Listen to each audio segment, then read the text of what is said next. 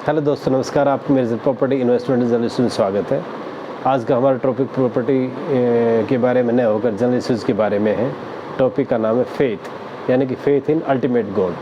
Definitely you enjoy the topic. आप इसको अंत तक देखिए and kindly to subscribe and give the comments about that. देखो, फेथ इन अल्टीमेट का गॉड का मतलब यही है कि आप अपने डिफरेंट भाई गॉड्स में बिलीव करते हैं।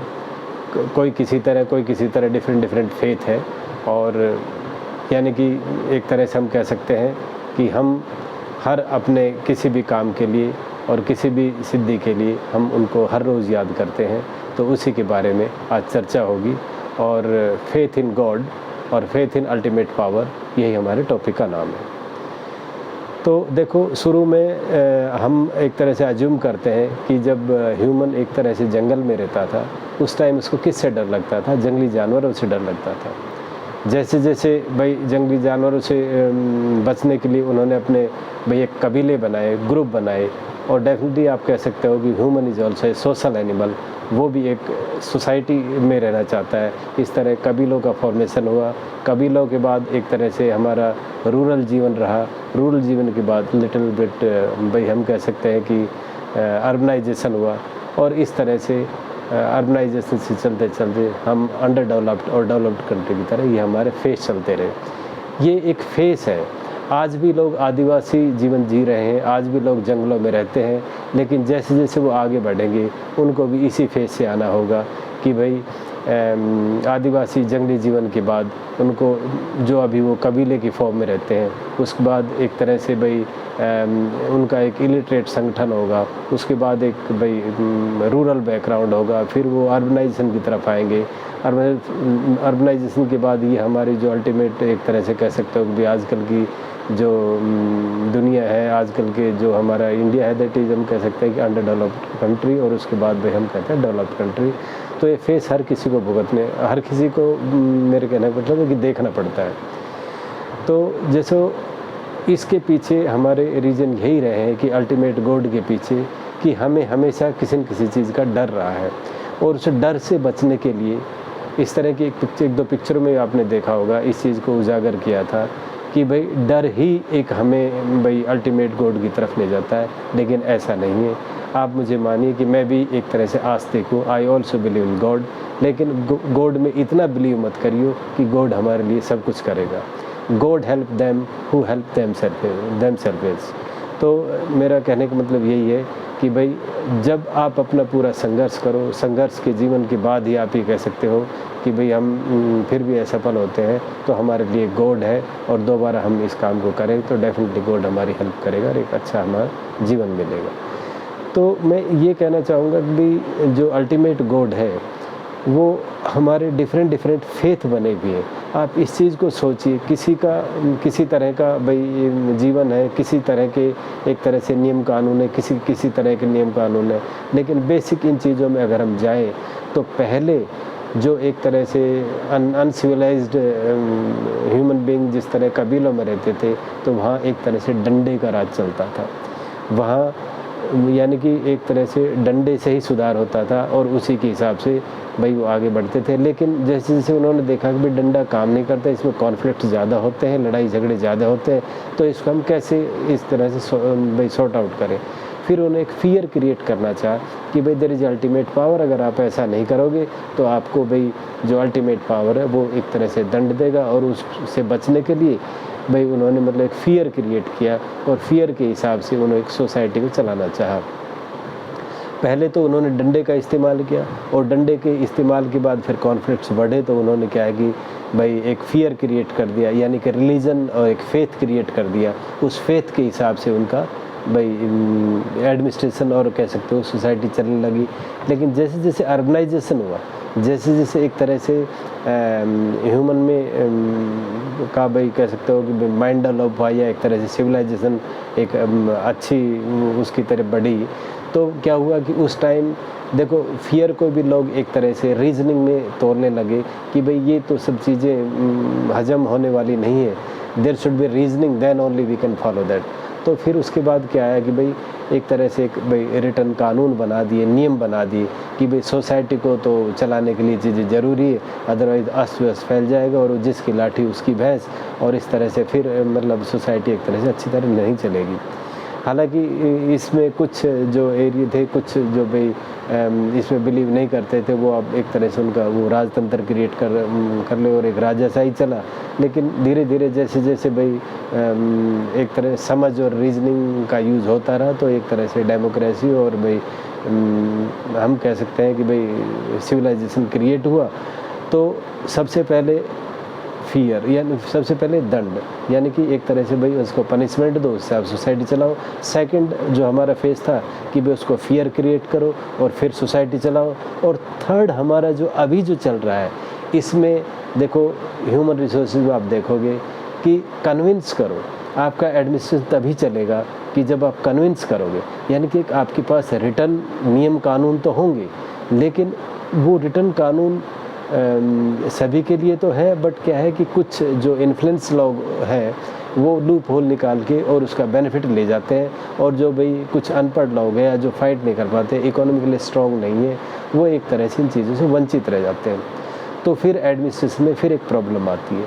तो अभी जो सिस्टम जो चल रहा है वो एक तरह से कन्विंस का है, यानी कि कन्विंस एज पर rule and regulation the society should go on and it should be on the convenient. एक तरह से कन्विंस करो भाई उसको, उनको समझ दो कि ये चीज़ें तो लिखा हुआ है और ये चीज़ें इस नियम और कानून के तहत ऐसा है, तो आपको भी फॉलो करना है, दूसरे फॉलो कर रहे हैं तो आपको भी फॉलो करना है। ये तो एक फेस हो गया। और अब दूसरे फेस की तरफ अगर हम जाते हैं, भाई ये तो हमने एक तरह से एडमिनिस्ट्रेशन कर ले लिया। दूसरा क्या होता है, इस फेथ में इतनी जड़ें गहरी हो गई है कि बच्चों को चाइल्डहुड से ही सुपरस्टिशंस और इस तरह की चीज़ें सिखाई जाती है। वो डर का माहौल क्रिएट किया जाता है बच्चों के दिल में, ऐसे क्रिएट किया कि भाई परियां होती है, भूत प्रेत होते हैं, चांद सितारों पे रहते हैं, और ये इस तरह की एक मतलब हजम ना होने वाली बातें ये बच्चों के दिमाग में घर कर लेते हैं। वो भी इन चीज़ों से डरते। कुछ तो एक तरह से हम कह सकते हैं ये पेशेंट हो जाते हैं, जिनको जो एक तरह से साइको क्रिएट हो जाता है, और वो एक फियर के कारण डर में भी चले जाते हैं। लेकिन मैं ये कहता हूँ कि भाई इस तरह का सुपरस्टिशंस बच्चों को और किसी भी सोसाइटी में नहीं होना चाहिए, क्योंकि इससे सिर्फ नुकसान ही होता है, फ़ायदे वाली बात नहीं है।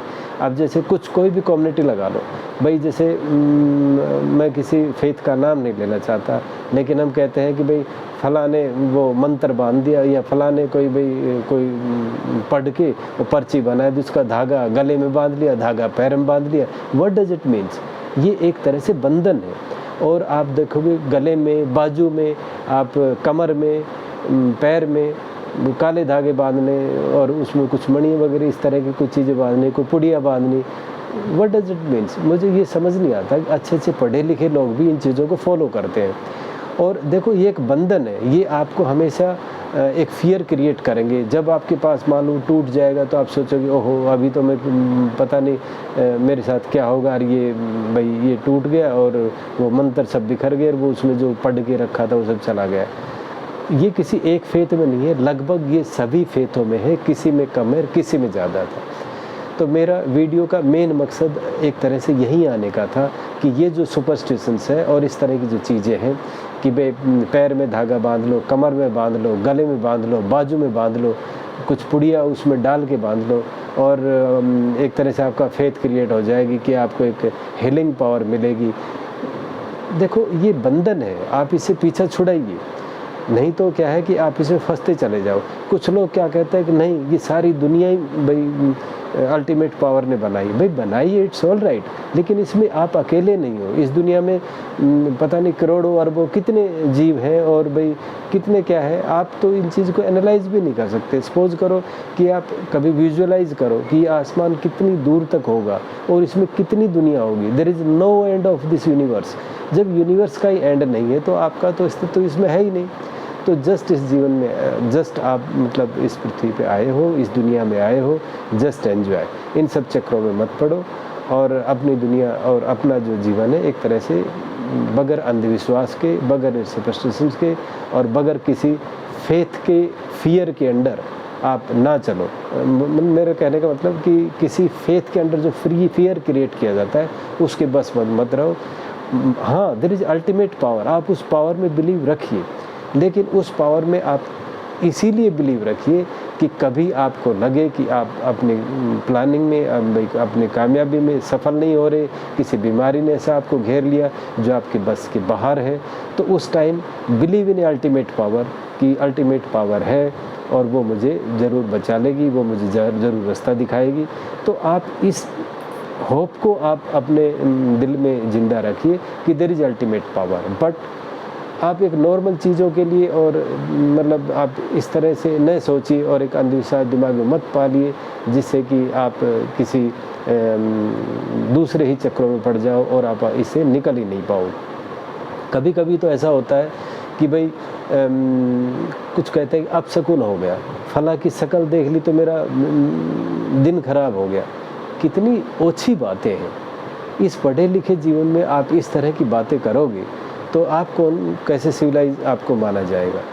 तो हम कहते हैं कि एक सोसाइटी को चलने के लिए नियम कानून ज़रूरी है, लेकिन आप अपने जीवन को किसी फेथ के इस तरह बंधन में मत बांधो कि वही अल्टीमेट पावर है, पूरी कायनात उसने बनाई है, पूरी दुनिया उसने बनाई है और भाई वही एक है, हमें वही बचाएगा और वही सब कुछ करेगा। Okay, there is ultimate power, लेकिन हर दिन और हर तरह के ड्रामे करने की ज़रूरत नहीं है, चाहे भाई वो किसी भी फेथ की बातें हों। यू भी एक तरह से अपने आप को एक साहस क्रिएट अपने अंदर करिए और एक रीजनिंग पे चलिए।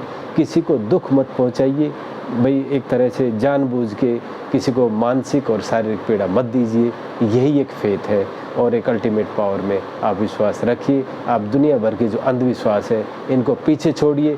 आप खुद देखोगे कि इन फेथ में पहले क्या था और अभी क्या है।